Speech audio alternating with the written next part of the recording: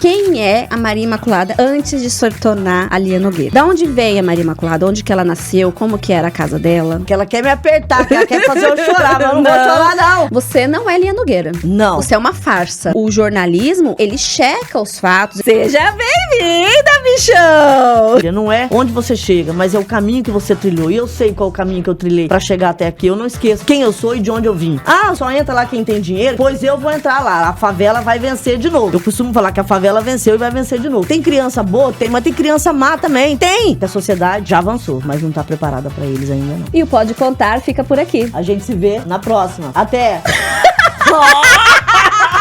Gente, ficou massa!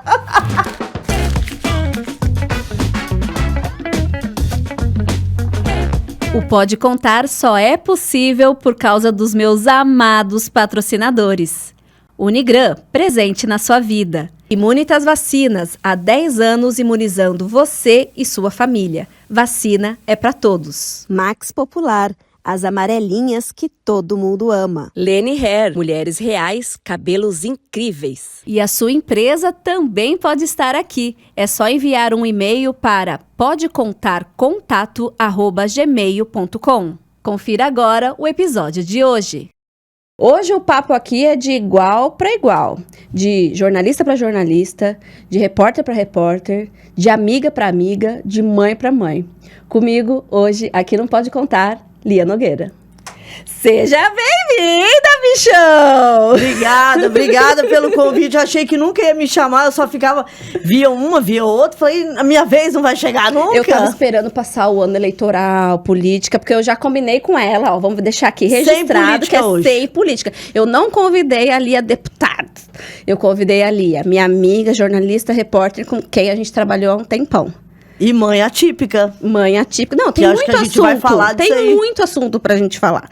A gente já começou, ela entrando aqui, gente, vocês não têm noção, disparou, a gente não parou de falar um minuto. Né? E sempre foi assim, né, Lia? Sempre foi, graças a Deus. Desde Quero que a gente agradecer pelo convite, dizer do prazer que é estar aqui com você, né? A gente que foi aí parceira, amigas, mas independentemente disso, a parceria que a gente teve na televisão, trabalhamos o quê? Uns 3 anos, mais ou menos. Hein? Mais, né? Mais. Não, isso aí a gente vamos não falar, conta, vamos passar essa parte aí. E fazia tempo que eu tava tentando combinar um café com ela, nunca dá certo. Aí agora hoje... Não tem café, mas tem água. Tem aguinha, mas tá valendo. E não é cachaça Vocês também. Vocês vão gostar. Não é uma pena que não é uma cervejinha, né? Se fosse uma caipirinha, eu ia com você. Mas aí não ia prestar esse papo, ia ser censurado. Já não Bloqueado. sei se vai ser. Gente, mas então é isso, assim. Pra quem não conhece, Lia Nogueira, acho que todo mundo conhece aqui, né? Mas como o nosso podcast vai pra outras regiões, né? Tá.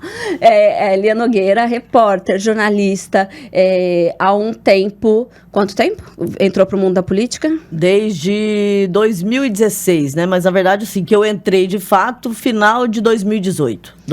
Já, eita, que passa rápido. É, passa rápido. Será que 2018, Lia? Tem certeza? Eu disputei a primeira 2016, aí 2018 eu assumi. De 2018, final de 2018, na verdade, até... Ah, verdade, né? Foi logo depois do Adeus Pochete. Foi. Cara, então 2018 foi um ano muito importante de divisor de águas pra nós duas. Foi. Que foi no... Desafio que, aliás, hoje me mandaram, Miriam. Esse celular é da Lia mesmo, da atleta da pochete. Falei, gente, será que eles lembraram daquela... Cara, foi tão pouco tempo, mas acho que causou um impacto tão legal, né? Porque todo mundo me lembra disso também. E eu acho que isso que eu ia falar, né? Bora eu tô super precisando. Então vamos E você lá. agora tá mais magrinha e tal, você precisa me animar, porque eu tá difícil. O duro vai ser correr, né? Não, mas aí a gente vai aos pouquinhos, de 1 em 1 minuto. Porque pra quem não sabe, a gente fez essa campanha na época da rádio FM Cidade. Isso. E que era a primeira corrida. Era a primeira vez que a rádio estava organizando da Rede MS em Dourados. Isso. E aí a gente fez um desafio. A gente fez uma campanha #Adeus Pochete, para que as duas corressem na prova para ver quem é que ia ganhar. Isso. E a gente ia perder peso, virar atleta que a gente nunca foi. Até hoje estão esperando isso. E também de uma forma de divulgar a corrida aqui em Dourados, a Rota das Estações. Isso. E aí a gente começou a treinar, pensa na tragédia, né? Mas foi. Aí começou. Aí a Miriam engravidou bem nessa bem assim, na acho época. que durou 1 mês de treino. É porque acho que ela tava fazendo outro treino, se é que vocês me entendem, né? Mais ativamente. Por isso que eu não dava conta de correr na rua. E aí eu corri, fiz os 5 km, corri daquele jeito, mas correu. Corri. E aí na chegada ali, peguei o fundo das últimas, né? Não, mas o que importa é completar a prova. É isso aí. E aí eu levei a camiseta, a gente tinha até camiseta. Tinha. Nós vamos fazer esse desafio. Cara, eu acho assim, comentem, coloquem aí nos comentários se você quer. Eu quero ver a turma do hashtag Adeus Pochete aqui nos comentários. De volta. Porque... Lia e Miriam. Vamos acho ver. que vai ser muito legal. Mas vamos falar de você. Pouca gente sabe, e você também não gosta muito de falar sobre, mas aqui a gente tá entre amiga. Você não é Lia Nogueira. Não. Você é uma farsa. Aqui, ó. Eu lembro, sabe o que agora? O saudoso Rafael Kozer, que ele falava assim: Lia Nogueira, você é uma fraude, uma farsa, até no nome. Meu nome não é Lia Nogueira, meu nome é Maria Imaculada Nogueira. Agora eu até já fico mais de boa. Já tá mais boa? Antes Tá. eu ficava assim, mas agora eu falei, gente, é o meu nome, né? Eu tenho que aceitar. Meu nome é Maria Imaculada Nogueira, e aí quando eu entrei pro jornalismo, que Fabinho Dorta que falou assim: como Maria Imaculada Nogueira? Isso não é nome de repórter, mas é um nome, né? Uhum. Mas naquela época ele falou Mas assim... o Fabinho é cheio de querer mudar o nome das pessoas. Ele quis mudar o meu também. Aí ele pegou e falou assim, não, Maria Imaculada não, Lia Nogueira. E aí pegou, a primeira vez que apareceu lá no GC, né, ó, aquele caracteres ali. Aí eu falei, gente, mas Lia Nogueira... Eu não gostei disso daí, poxa, eu queria colocar então Maria Nogueira, né, colocar pelo menos o primeiro nome. E aí ele falou, não, vai ficar assim, e aí pegou. Eu acho que hoje, quando alguém me chama de Maria Imaculada Nogueira... Você olha pra trás. Porque quem me chamava era minha mãe, né? Minha mãe falava, ô Maria Imaculada! Aí eu falava, ixi, tá bravo. Então eu já sabia que alguém sempre me chamava assim. Hoje até é estranho quando alguém fala. É tipo, quando tá na ficha médica, geralmente eles pegam o nome. Aí devem ficar chamando um tempão lá, Maria Imaculada. E ali aqui, ó, o celular, Maria Imaculada. Maria Imaculada. Sou eu! É bem assim, né? Não, e eu nem gosto de ficar no celular, né? Não. Nem gosto, e eu também nem sou desligada, né? Não. Porque aqui, essa aqui é 1000 por hora, agora eu não sou não, lembra? Às vezes a Miriam tava falando um negócio pra mim, eu tava ali, ela, hã? Gente, eu sou a mais desligada do mundo. É que você faz muita coisa ao mesmo tempo. São personalidades parecidas, mas diferentes. E isso que era legal, acho que meio que uma completava a outra. Eu fazia ali andar nos trilhos, mas é difícil, eu não conseguia. Não conseguia não, né, Adalberto? A gente tentava, né? A Adalberto tá aqui nos bastidores. Não, mas você me mudou bastante. Cinegrafista. A gente tentava colocar ela nos trilhos, mas não dá. Ninguém coloca essa mulher nos trilhos. Nem o Fabão. Não, velho. Nem o Fabão. Boa. Mas ele tenta. Eu te perguntei do seu nome, porque eu quero saber quem é a Maria Imaculada antes de se tornar a Lia Nogueira. Da onde veio a Maria Imaculada? Onde que ela nasceu? Como que era a casa dela? Ela quer me apertar, que ela quer fazer eu chorar, mas eu não vou chorar, não. A gente quer conhecer um outro lado. Porque você tem um lado muito forte, um lado muito assim, e poucas pessoas conhecem o seu outro lado da sua história. Eu conheço uma parte, tenho esse privilégio de conhecer um pouquinho, mas eu quero aqui que mais pessoas conheçam. Não, e é legal isso que você colocou, Miriam, porque as pessoas falam assim, porque ela é uma mulher forte, é polêmica, fala, a minha fala é mais grossa, né? Mas na verdade não, eu sou uma mulher com as minhas falhas, com as minhas quedas, né? Também tenho os meus momentos, né, de baques na vida. Eu sou nascida aqui em Dourados, né? Sou a mais velha da saudosa Elza Pedroso, foi uma professora que fez história aqui em Dourados. No Mato Grosso do Sul, né, minha mãe foi das primeiras da educação inclusiva, era representante do MEC no Mato Grosso do Sul. Eu acho que é por isso também que eu trago esse negócio de ser uma mulher de fibra, de ir fazer acontecer. Porque eu venho de uma infância, né, muito, muito triste, muito pobre, né? Meu pai largou da minha mãe, eu tinha 6, meu irmão do meio 2 e o caçula 1. E aí imagina, década de 1980, minha mãe passando por tudo aquilo, o preconceito da mulher separada, divorciada, aí o que tinha? A mulher separada, essa daí não presta. E como ela não presta, os filhos também não vão prestar. Então a gente foi criado e minha mãe falava assim, eu tô criando tigres, não tô criando gatinho não, a vida tá aí pra engolir vocês vão ser decentes. Se um dia chegar aí preso, não conte comigo, porque eu não vou em porta de delegacia, em presídio, ver filho, não. Então, a gente veio dessa vida muito difícil, passei necessidade, né? Minha mãe estudava de manhã, trabalhava o dia inteiro, à tarde, à noite, ela chegava, que tinha o tal do supletivo, ela que abria e fechava o Castro Alves, e aí ela chegava, tipo 11 horas da noite, ela me acordava para para poder acompanhá-la, e ela ia lavar a roupa até 3 da madrugada. E aí dormia, tipo, 3 horas, no outro dia, vinha aquele batidão. Então, assim, a vida para mim não foi fácil, não foi fácil. Então, a vida da Maria Imaculada Nogueira é essa daí. Que eu acho que foi graças a tudo isso que eu consegui, tipo, chegar onde poucos chegam, né? Porque, assim, não falar da política, mas, assim, a gente sabe que a política é uma dinastia, né? É a deputada federal que ela tá ali porque o marido dela foi senador, o avô dela foi governador. Então, eu vim e eu quebrei, eu furei essa bolha, né? De uma mulher vindo da periferia, que eu carinhosamente costumo falar, da quebrada, né? Que é a gente simples da comunidade. E furei uma bolha. E foi graças a Maria Imaculada Nogueira. Essa história, na verdade, acho que minha mãe construiu, né? Eu não tenho uma história. A minha história vem da história da minha mãe. Você continuou a história dela, porque você tem uma história, assim, né? E de muito valor. E quando você estava ali na infância, em Dourados, você ajudava a sua mãe, porque você era a mais velha, mas você conseguia brincar, você lembra de ter tido uma infância de criança? Ah, eu tive uma infância muito da hora. O que vocês faziam? Era aquele negócio de jogar betes, e fazia betes com aquele graveto mesmo, não é? Ou então com uma lata de óleo vazia. Era betes, o carrinho de rolemã, tudo essa infância da época, eu vivi muito isso. Porque, assim, a gente tinha que fazer, né, os afazeres domésticos ficavam pra gente. E eu, a mais velha, então, tipo, tudo sobrecarregava, era comigo, né? Então, eu ajudava minha mãe. Desde pequena, eu aprendi a cozinhar, tipo, com 9, 10 anos, eu já fazia uma gororobazinha ali, mas fazia. Lavava a louça, limpava a casa. Então, e eu que criei os meus irmãos, na verdade. Meus 2 irmãos. Minha mãe tinha que trabalhar. E, na verdade, era eu que cuidava deles.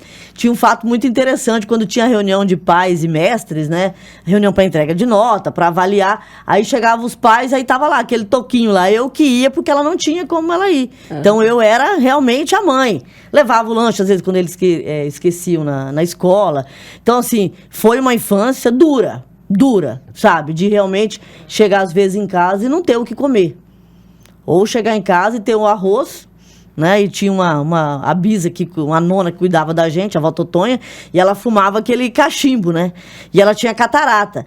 Aí tinha um dia que o arroz puro, que às vezes era o que tinha. Era um arroz com fumo cavalinho, porque ela derrubava, preparando ali, ou então com o cabelo branco dela. E era o que tinha. Muitas vezes minha mãe chegava. E minha mãe chorava, né? Porque ela, a gente sabia que ela estava com fome. Mas ela sabia que se ela comesse, ia faltar para nós, né? E não tenho vergonha da minha história, Miriam. Minha mãe, várias situações, como ela trabalhava no administrativo da escola, as diretoras, a Clarice, pegava merenda e falava assim, ó, pega essa merenda aqui, esse aqui eu posso separar para você levar para as crianças comerem. Então, tipo, era muito pobre. Era o calçado que era o número maior que a gente que ganhava, não tinha roupa. Eu tenho umas loucuras de roupa. Eu tenho uns traumas, assim, que eu carrego. Que o meu negócio é comprar roupa. Por quê? Porque eu não tinha. Então, tem algumas coisas na minha vida que eu ainda preciso trabalhar isso. Só que, assim, por mais que era uma infância muito difícil, de você não ter o mínimo do mínimo, né? Só que, ao mesmo tempo, era uma infância feliz. A gente ia pro meio da rua, vivia com o joelho ralado, né? No terrão mesmo. A gente jogava betes no terrão, porque não tinha asfalto na região da Cabeceira Alegre. Você estudava? Ia pra escola? Ia pra escola. Era boa aluna, viu? Isso que eu ia te perguntar. Era boa aluna. Mas eu sempre toquei o terror.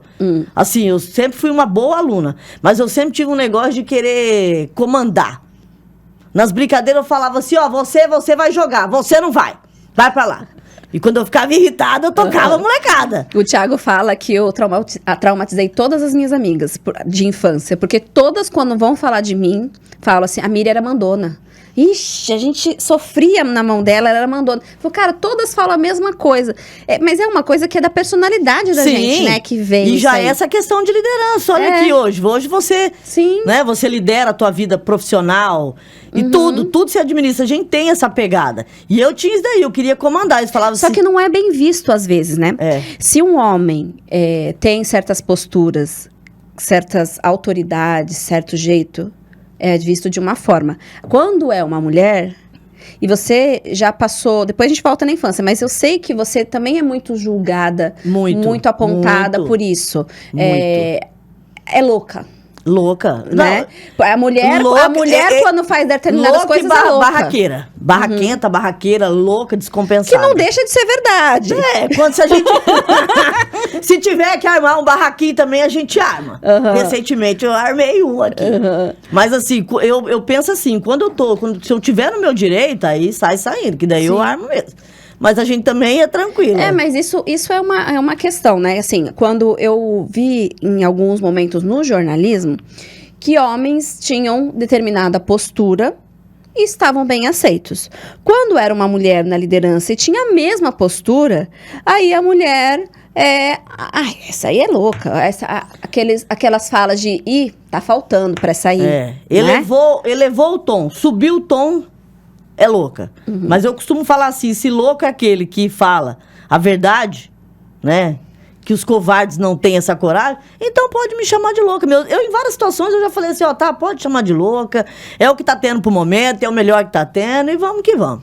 Eu digo que quando falam de você, ou ama ou odeia. Não é? Não tem muito assim. Não tem meio termo. Comigo não. Antes de eu te conhecer pessoalmente, trabalhando junto, eu tinha uma imagem de você. A gente trabalhava em emissoras diferentes, ela já tinha saído da TV Morena quando eu entrei, porque ela é mais velha que eu, tá? É pra falar da idade, Isso aí não tava no script não, hein? E eu tinha uma imagem superficial, a gente nunca tinha sentado pra conversar, e é um erro isso, né? Só esbarrava. Só esbarrava, assim, às vezes você tava em outra emissora já, oi, tudo bom, não? E era a minha imagem, não, ali é doida. Né? E depois eu fui te conhecer, trabalhando junto, eu falei, não, mãe, realmente, ela é doida. Isso é verdade. Não, mas eu fui vendo, cara, assim, é uma mulher forte. É uma mulher forte. Mas que, com certeza, as pessoas ou te amam ou te odeiam. E aí, por que eu tô falando isso? Você não tem medo desse julgamento dos outros? Assim? Porque eu, por muito tempo, eu precisei de aprovações externas. Então, muitas vezes eu queria agradar, sabe? Às vezes eu deixava algumas coisas passar batido, eu era educadinha, eu era não sei o quê, pra agradar. E aí eu descobri, por terapia, por autoconhecimento, assim... Poxa, por que essa vontade de agradar é tão maior do que, às vezes, as minhas próprias vontades? Eu tenho a impressão que você não tem isso. Tenho sim. Tenho e me sinto baqueada. Porque, assim, você não vai conseguir agradar todo mundo, fato. Mas a minha situação realmente é essa. São extremos. Ou a pessoa gosta muito de mim, me defende, ou me odeia. Me odeia de me esculhambar, realmente. E, assim, a gente enfrenta muitas situações. E, por exemplo, a rede social é algo que eu preciso trabalhar. Porque, assim, quando coloco alguma coisa que me fere a moral, a minha dignidade, eu fico bem mal. Eu sou daquelas que eu caio mesmo, eu falo que aí são meus picos de depressão. Eu não consigo sair de casa, eu não quero fazer nada. As agendas, o povo tá aqui, ó. Isso aí eles sabem. Eu tenho um monte de agenda. Quando eu tô baqueada com uma situação dessas, eu caio. Eu não consigo cumprir as agendas. Se eu for pra agenda, como é que fala? Eu vou, mas eu tô ali, só que eu não tô. Eu sinto... E assim, quando você tá lá também, ali... Na atuação do dia a dia. Já teve situação, assim, de eu escutar algo que não me agradou, que me ofendeu como mulher, como parlamentar, e eu segurar ali, sabe? Explodir também, eu vou. Porque a Miriam sabe, eu não levo desaforo pra casa, não. Do jeito que falou, eu devolvo. Só que assim, aí eu fico ali, aí eu falo, eu preciso ir embora. Aí a hora que eu sair dali, que eu consegui... Aí eu entro no banheiro, aí eu choro. Onde que você tem esse lugar seguro que você pode ser você mesma? Onde eu posso ser eu mesma? Na minha casa, eu acho. Na minha casa. Na minha casa, que eu falo um monte de asneira, um monte de besteira. Meus palavrões, porque eu falo mesmo, quem me conhece sabe. E eu tento me segurar, sabe? Mas tem coisas que não dá, eu não consigo. Na minha casa, eu sou eu mesma. Ali eu me tranco, ali eu choro, ali eu fico enclausurada. Eu tenho esses picos aí, e quando eu fico desse jeito, é complicado. Só que eu também aprendi uma coisa. Antes, eu sofria muito isso. Paulada, mídia, sabe? Rede social, o povo me rebentando, você sabe, inclusive de um episódio que eu passei, mas não precisa falar, mas a gente sabe o que aconteceu. E assim, só que antes, Miriam, eu caía muito, eu ficava muito mal, muito mal. É sério, teve uma vez que eu fiquei, 15, 20 dias afastado do trabalho, eu emagreci 4 quilos. 4 quilos, eu não comia, não queria tomar banho. Mas depressão daquela brava mesmo. Só que agora, com tanta... o couro vai ficando tão grosso, você vai levando tanta burdoada que você vai aprendendo a lidar com isso. Então, hoje, o que eu faço? Calúnia, difamação, me ofendeu. Eu tô na minha razão? Me chamou de tal coisa? Rede social? Não é terra sem lei, não. Não é terra de ninguém, não. Vou lá, processo. E eu percebi que essa defesa minha tá me fazendo bem. Tipo, você vai me ofender? Você tem todo o direito de chegar em mim e falar, você não presta, você é isso, aquilo. Agora, você expor uma situação minha em rede social, chegue pra mim e fala. Agora, a partir do momento que vem a esculhambação, eu aprendi a buscar as vias legais. E isso tá me fazendo muito bem, viu? Isso é ótimo. E as pessoas também vão ficando, ela processou, cuidado, então, não vão, né? Exatamente. E a Lia Nogueira que começou, você falou já como surgiu esse nome, tava ali, né, brincava, tal, mas você começou cedo a trabalhar e já logo no jornalismo, né? Quantos anos foi e como que foi para entrar? Eu comecei com 16 anos. Na verdade, o jornalismo, ele surgiu na minha vida assim, sei lá como. Eu sempre gostei desse negócio de aparecer, eu sempre fui a Sidona, né? Meu nome não tinha que ser Maria Imaculada, tinha que ser Maria Aparecida. Eu sempre gostei muito de aparecer, e eu cantava em Fei-Pop, festival, né, de música, eu achava que eu era cantora. Uma tragédia. Nem quando eu tô música, vai até mais ou menos. E eu sempre tive esse negócio de ser artista, de aparecer. E aí eu tava no colegial, né, que hoje é o ensino médio, no Colégio Objetivo, e aí tinha um programa de televisão lá na extinta TV Caiuás. Programa TIM chamava, e era do Objetivo Benê. Professor Benê que teve essa ideia de colocar a molecada lá.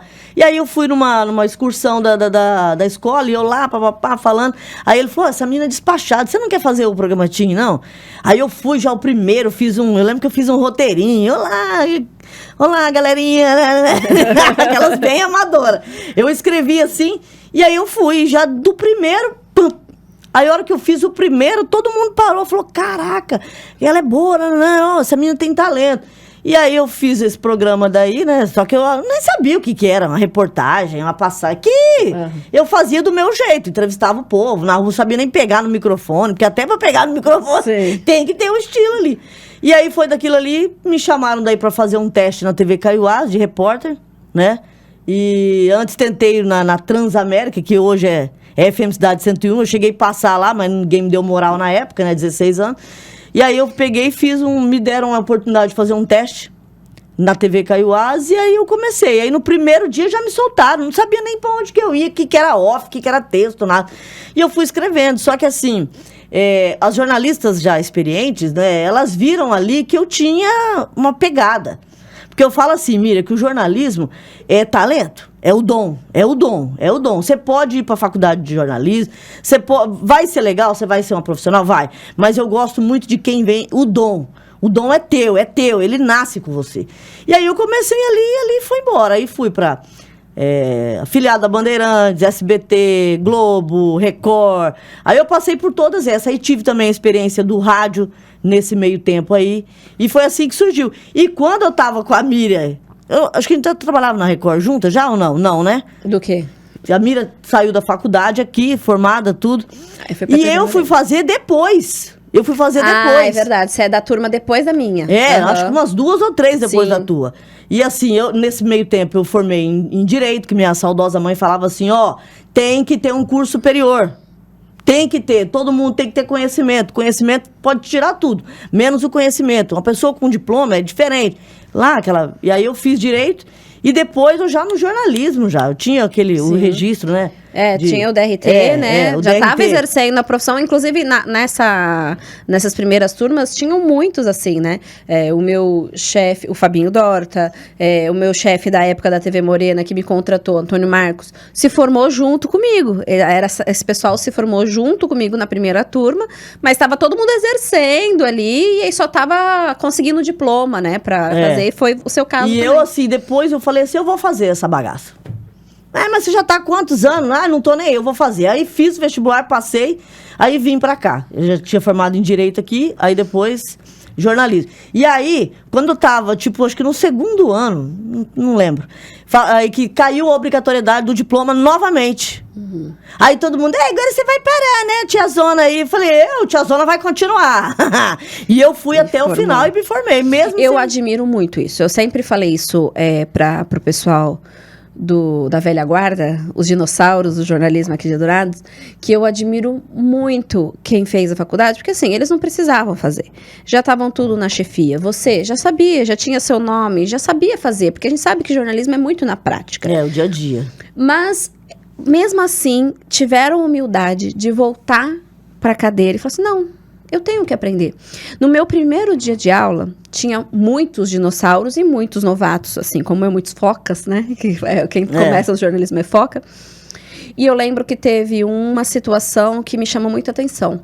Um jornalista antigo, em determinado momento da aula, ele levantou e falou, isso aqui eu não tenho que aprender, não. Deu as costas pro professor e foi embora. Eu achei de uma arrogância sem tamanho. E aquilo foi no primeiro dia. E eu observei. E depois isso fez eu me chamar a atenção pros outros, os que ficaram. Que foi ali a maioria, né, que tava ali.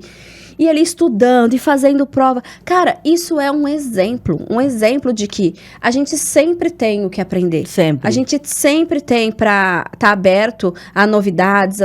Tá, beleza, muita coisa ali eles sabiam, mas com certeza aprendeu alguma coisa. Você aprendeu alguma coisa ali, só de estar ali naquele meio, Sim. né? Dar uma renovada. O que você achou de fazer faculdade? Eu vou falar pra vocês, eu sou apaixonada em faculdade. Se eu pudesse, eu estaria fazendo agora psicologia, que era outra vontade que eu tinha. Porque quando foi para poder fazer jornalismo, eu tive que decidir entre jornalismo ou psicologia, né? Aí minha mãe, não, você já tá no jornalismo? Faz jornalismo. E assim, mas só que psicologia é um curso que eu tenho vontade. E eu vou falar uma coisa pra vocês, eu fiz 50 anos ano passado, esse ano vai ser 5.1, hein?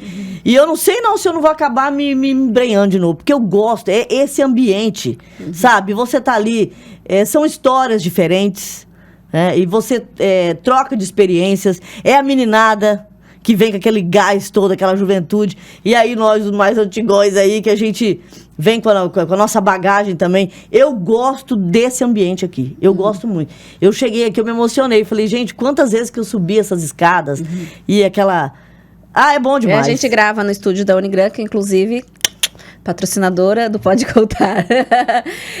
Lia, e o que você mais se encantou no jornalismo? Tá, você começou a fazer meio que sem pensar, tal, mas o que te fez ficar? Porque muita gente começa. E jornalismo não é pra qualquer um, não, gente, porque se trabalha muito e ganha pouco. Salário é uma tragediosidade, vou falar logo. Então não são, a maioria, na verdade, desiste, porque tem muito glamour, as pessoas acham que é tudo igual televisão, e não é bem assim, né? A gente põe pé na lama, tal. O que te atraiu nesse mundo e fez ficar? Eu sou apaixonado no jornalismo. Eu sou apaixonada no jornalismo. E eu até perguntei pra Mira, você sente saudade? Antes da gente começar, começar o bate-papo aqui. Eu sou apaixonada no jornalismo porque eu acho, assim, o contar histórias. Eu sou apaixonada em contar histórias, sabe assim? De poder, de alguma forma, ajudar a fazer justiça através do jornalismo. Então, esse contato com as pessoas, eu sempre gostei muito, a Mira sabe disso. Eu sou apaixonada em 2 tipos de jornalismo. Me coloca negócio de rede nacional, não ia dar certo mesmo. Primeiro que eu acho que eu não sei fazer, não sei fazer aquele texto de rede, porque diz que é um texto diferente, né? Eu sou apaixonada no jornalismo comunitário e no policial. O policial, aquele negócio de investigar, porque eu trago um pouco do direito também, né? Que a gente passa por isso, direito, processo penal, enfim. E assim, são 2 paixões minhas. Sabe assim, você ir acompanhar o caso, aquela família, né? Que teve aquela vítima que foi brutalmente assassinada e tal, e aí você começa a acompanhar. Você, de alguma forma... tá ali com a polícia, tuas fontes, você vai descobrindo. Aí depois a pessoa vai presa e tal, e é julgada e é condenada. E aí você vê uma família pegar e falar assim, poxa, foi você que ajudou a gente a chegar aqui. A pessoa estava desaparecida. Então, assim, eu tenho várias, agora eu tô só falando, já tá vindo um monte de histórias, assim, que de alguma forma você ajuda. Aí você vai também lá naquele bairro, o povo tá lá, tá sem água lá no bairro, você vai lá, denuncia, aí prefeitura, isso, né? E o problema é resolvido. Então, assim, essa questão de você se tornar essa ponte entre a comunidade e o poder público e para resolver, eu acho muito bacana. Esse lado, assim, de humanizar, de você... porque a gente sofre junto. Sim. A gente sofre, a gente chora junto, a gente se emociona. De fazer campanhas, uma reportagem acaba rolando uma ação social, por exemplo. Na rádio eu fazia muito isso. E aí você fazia aquele pedido, daqui a pouco teve aquele monte de doação que você dividiu para não sei quantas famílias. E, poxa, você ajudar, eu acho fantástico. E vou dizer uma coisa, é porque me tiraram. Porque se eu pudesse... Porque muitas pessoas me perguntam isso. Até semana passada foi essa pergunta. Ai, você deixou de ser radialista? Eu achava tão massa. Ah, seus comédia, o cabo do Guatambu, moeu o pé do frango. E eu falo assim, é porque você... Eu falei, não, eu não abandonei, não é que eu não quis. Eu não encontrei mais espaço, né? Me tiraram e aí as portas se fecharam. Mas você não acha também que o jornalismo mudou? Eu acho que a maneira de fazer jornalismo mudou muito. Uma das coisas, você me perguntou, né, se eu sinto falta, e eu respondi categoricamente que não. Porque, assim, eu gosto exatamente do que você gosta. Eu gosto das pessoas. O que eu gosto de jornalismo? Eu gosto de contar história. Eu gosto de conhecer, dos contatos, das fontes. Isso eu amo. Mas eu acho que eu fui perdendo, e o Adalberto foi meu sangue da festa, ele tá aqui comigo 9 anos, com você mais tempo ainda, né? Cara, 9 anos, hein, Adalberto? Gente, nós estamos tudo velho, que barbaridade. Eu acho que ele foi percebendo junto comigo, até e percebeu o meu desencantamento. Você não percebia, assim? Sabe quando antes meus olhos brilhavam? E eu, tipo...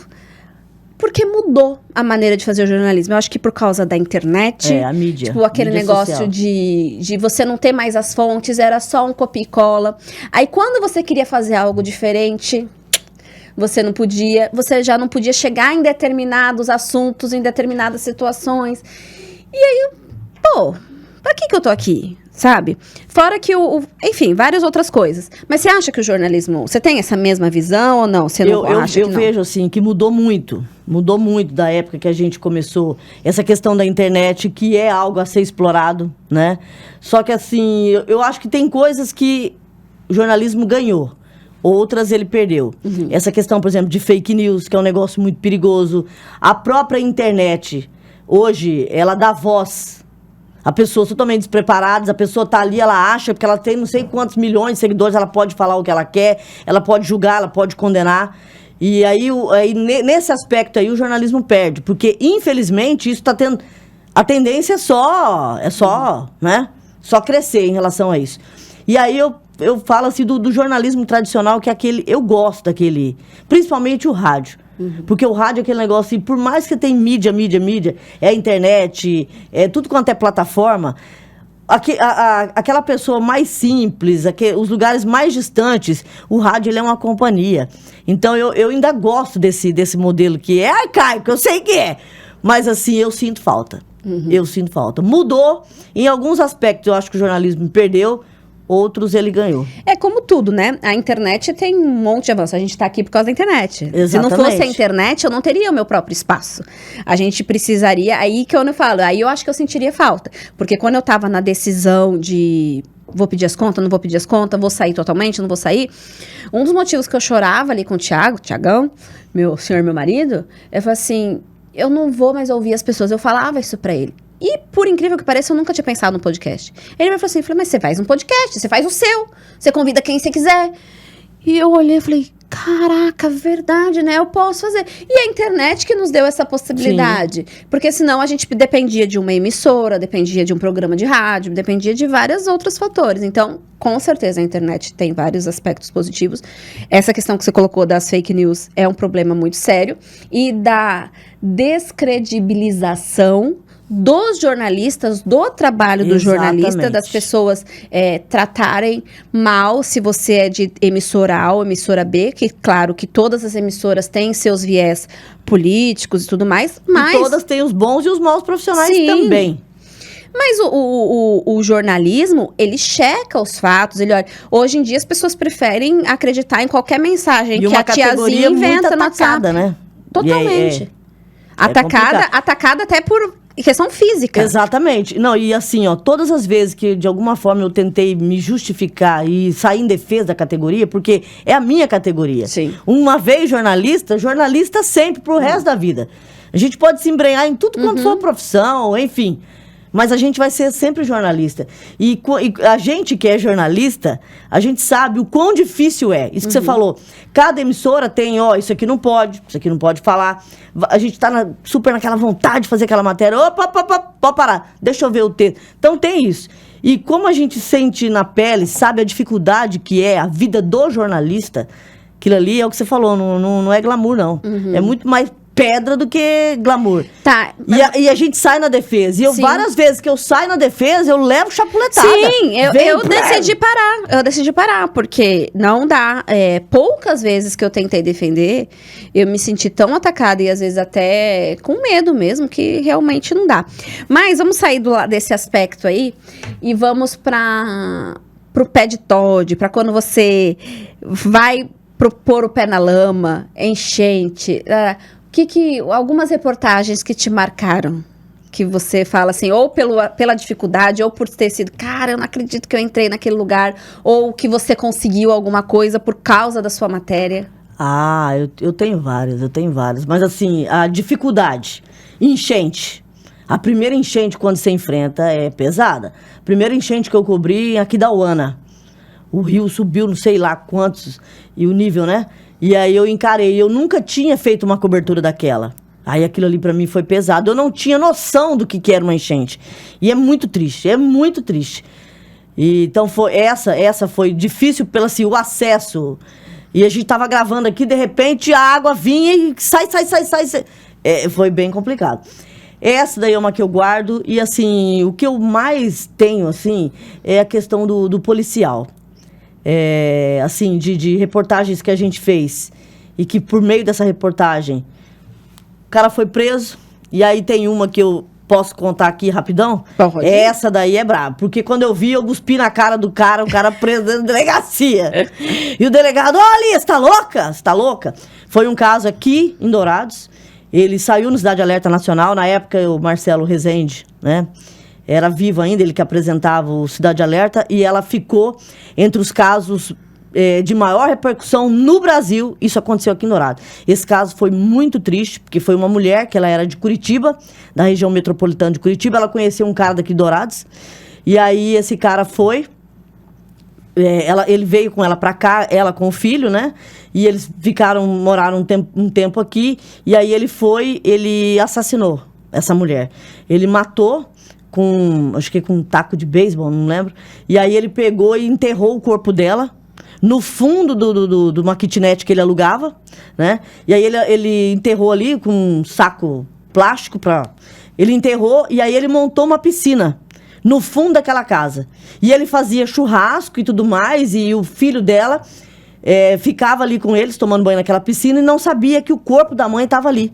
E ele conseguiu esconder isso por 2 meses. 2 meses. A criança perguntava, ele falava que a mãe estava no hospital, estava trabalhando fora, e a família lá distante, e aí essa família desconfiou que alguma coisa estava errada. Aí próximo o Natal, e foi bem pesada. Aí essa mãe veio, uma família muito simples demais, e aí descobriu esse caso, e foi graças a essa reportagem que a gente começou a acompanhar. Ele foi preso, ele estava tentando fugir, salvo engano, acho que foi em Fátima do Sul que ele foi preso. E assim, foi algo que me chamou muita atenção, da frieza. E quando eu fui entrevistar, eu estava em casa. Quando a gente ficou sabendo da prisão dele, o Adalberto está nesse caso. E aí o Adalberto foi lá para a delegacia, eu cheguei lá quase de pijama, assim.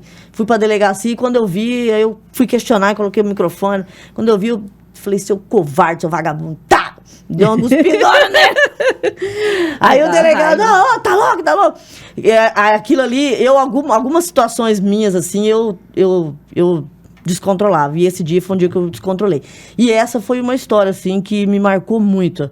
Até hoje, quando me perguntam, eu falo dessa história. Mas eu tive muitos casos aí, a prisão do Maníaco da Cruz, lá dentro do Paraguai, a destruição das lavouras de maconha, né, dentro do Paraguai, em Capitambado, que foi um negócio bem... Os traficantes montando os acampamentos, boia fria, na verdade, da maconha, que a gente chama, né? E a gente foi de helicóptero, helicóptero da Senad, aqueles helicópteros enormes, aí tinha só o cinto de segurança Aqui, aqueles voos assim, meu Deus. Aquilo ali também foi uma... Eu já fiz umas loucuras, assim, né? Mas eu gosto. Tiroteio, operação de verdade. Não Eu lembrei agora. A gente não pode falar o que a gente falava. Ai, a operação, Miriam, você tá aí, a operação é pra valer. Não posso falar o que ela falava. Quando a gente... Qual que era... Toda operação tem um nome, né? Operação, não sei o que lá, tipo... Sei lá, ponto final, operação, não sei o que. Aí a gente falava... Essa é a operação Oba-Oba. Eu vou falar, agora eu não devo mais nada pra ninguém. Essa aqui é a operação Oba-Oba. Miriam, quantos presos, quanto eu aprendi? Não tinha nada. E aí tinha que fazer acontecer, E tinha que fazer aquela operação fraquinha, não aprendeu nada. Aprendeu umas 100 gramas de maconha. Mas não vamos fazer relatar isso aqui, mega operação. Gente. Não, quando a gente tem que tirar leite de pedra, é difícil, duro. Né? Mas era massa. Não, quando era aquelas operações assim, operação de pé verdade. Na porta, tá... aquelas lá eram massa. Legal. E tiroteio. É massa. Massa. Ô, Lia, e a gente então falou de profissão, mas tem um lado Lia mãe também, né? Que você é mãe de 3? 3, né? Isso. E o primeiro... tem quantos anos agora já? João Vitor vai fazer dia 13 agora, 28 anos. Pega. 28 anos. 28 anos. E aí foi assim que você conheceu e entrou também por um grupo que é da maternidade atípica. Atípica. Né? Ele tem o quê? Como que foi quando você recebeu a notícia? Então, eu tenho 3, né? O João Vitor é o mais velho. O João Vitor teve câncer com 7 para 8 anos, né? E que foi, assim, um baque. Quando você recebe um diagnóstico desse, Deus me livre, como mãe, o buraco abriu e eu caí lá dentro, né? E aí, com 7 para 8 anos, ele teve câncer. Ele foi a primeira criança a ser tratada aqui em Dourados. Fez o tratamento aqui, e aí o restante depois em Campo Grande.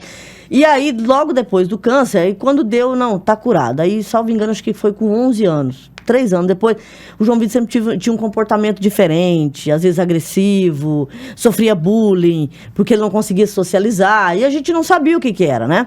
E minha mãe, que era pós-graduada em educação especial, minha mãe falava assim, esse menino é especial, porque antes a gente não usava o termo atípico, né? Criança atípica, era especial.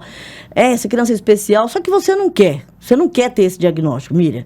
E assim, vou aproveitar aqui, tudo que eu falo isso aí, vem uma polêmica lascada. Ai, eu sou uma mãe especial, ai, Deus me deu um filho especial. Hipocrisia pura. Ninguém quer ter um filho especial. Se a gente realmente pudesse escolher, eu falo isso aí por mim e falo rasgado. Não é romantizar, entendeu? Você sabe a dificuldade que ele vai enfrentar. Você sabe o preconceito que é, entendeu? A sociedade não está ainda preparada. Por mais que a gente já avançou, a sociedade não está preparada para incluí-los. E aí, o João Vitor, um dia, eu mandei ele fazer uma tarefa, e ele pegou uma faca e foi para cima da menina que cuidava dele. Aí, aquele dia, eu falei, não, tá na hora agora de eu ver o que esse menino tem. E aí, eu fiz o diagnóstico. A gente descobriu que ele era autista, né? Antes falava Asperger, né? O nível dele é o nível leve, né? E aí a gente começou. Aí veio uma outra batalha. A inclusão, o professor apoio, né? Que a gente sabe que muitas crianças, as mães têm que brigar, têm que judicializar. E aí o João Vitor, a gente vem acompanhando o João Vitor. E foi por isso também, por essa luta, que na verdade, assim, hoje as pessoas estão falando, nossa, como que tem criança autista? Gente, não é que tá tendo tanto, não é que tá tendo tanto. As pessoas estão tendo acesso ao diagnóstico. E pensa isso lá atrás, João Vitor agora vai fazer 28 anos, ele tinha 11 na época. E eu já descobri tardio já, né? E foi devido a tudo isso que eu passei com o João Vitor, que você pôde acompanhar um pouco, é que a gente resolveu ter essa visão mais assim, para essa mãe atípica, que é uma mãe que sofre, é uma mãe que precisa também de um acompanhamento psicológico. Eu não vou negar. Às vezes, quando eu vejo assim, mães atípicas brigando pelos direitos delas, né? E elas choram. E eu falo assim, gente, eu sei o que é isso. Quando você sabe, quando você sente na pele, é diferente. Eu teve situações de eu pegar e falar assim, eu tava aquele dia tão assim, sabe? Tão acabado. De vez de eu pegar o carro e falar assim, vou tacar esse carro na frente de uma carreta, vou acabar com tudo, eu não aguento mais. Porque é muito difícil. Cansativo, é né? cansativo. Assim, É tudo na briga, é tudo na luta. Se não for na luta, e você vê ali um ser humano que você sabe que vai ter uma vida limitada. O autismo não tem cura.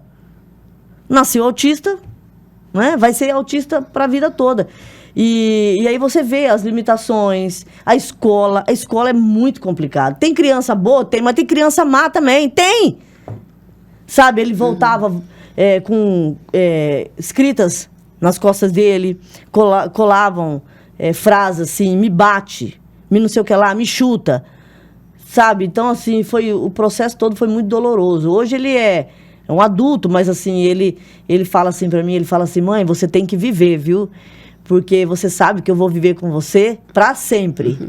Não é assim, não. Ele falou assim, não, eu não vou namorar, eu não vou casar. Ele sabe o que ele tem. Ele sabe que muitas vezes ele fala assim, eu não tenho uma namorada porque eu sou feio, né? Eu falei, não, você não é feio, você é um gato, né?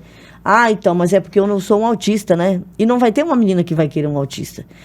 Porque o nível do João Vitor, ele tem noção das coisas, ele sabe de tudo. E assim, é muito difícil, é complicado. E os lugares, né? Os lugares que tem lugares que dizem que aceitam, mas não aceitam. Teve uma questão do estágio, por exemplo, que surgiu na época do Ministério Público, e eu decidi colocar o João Vitor, que era para estudantes especiais. Aí ele disputou uma vaga com uma cadeirante, com uma deficiente auditiva, uma que faltava um bracinho. E aí, só que a deficiência dele é cognitiva. Uhum. E ele disputou a vaga de igual para igual. Para quê? Ele foi péssimo na prova. Aí ele não conseguiu a vaga, ele falava assim, eu não presto para nada. E como que você vai explicar pro teu filho que ele tem valor? Uhum. Que ele presta, sim. Então, assim, é por isso que eu falo que a sociedade já avançou, mas não está preparada para eles ainda, não. Uhum. E é por isso que a gente tem que criar leis, programas que possam abraçá-los e abraçar essas mães também. Porque só quem tem é que sabe. É difícil. É difícil mesmo. Assim, eu acompanho algumas mães, né? E vejo assim, ser mãe nunca é fácil, né? Criar não é fácil, mas com certeza as mães atípicas têm um peso muito maior. E aí, Li, então aí você tem mais dois, né?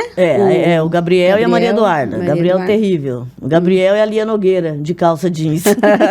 E é complicado, né? Quando a gente vê outro filho. Não, e filho parecido. E esse é aquele que, tipo, é o rebelde, o que dá problema, o que, né? E aí, quando eu cobro, ele fala assim, você fazia pior. Eu falei, você não sabe se eu fazia pior? Não, ela não conta pra todo mundo, não. E tem a Maria Eduarda, que é a caçula, né? Que fez agora 20 anos. Fez 20. Meu Deus. A Duda, quando a gente ia na televisão, a Miriam, aquele toquinho assim, tá com 20 anos. E não é fácil, porque eu vou te falar um negócio. Quanto mais eles vão crescendo, como que é aquele ditado? Filho criado, trabalho dobrado. É bem isso aí. Ai, socorro, Deus. As meninas são pequenas, ainda tem muito pela frente. Aproveita. Mas, Lia, e hoje quando você olha para trás e vê a sua vida, o que você criou, o que você construiu, e você vê tudo isso aí que passou, né? Hoje você consegue uma carreira política e tudo mais. O que você acha que a Maria Imaculada ia te dizer se ela te visse hoje? Eu vou dizer uma coisa que minha mãe falou pra mim antes dela falecer. Eu tive uma conversa com ela antes. Eu vim de Campo Grande, estava na televisão lá. E eu estava tendo alguns sonhos, eu tenho umas pegadas na minha vida, parece assim, sabe, ser sentido, eu não sei. E eu estava sonhando muito com ela, que eu senti que não estava legal. E aí eu pedi as contas e falei, eu não vou cumprir aviso prévio, eu vou embora. E quando eu cheguei aqui, no outro dia ela passou mal. E aí eu vi que ela estava mal, né?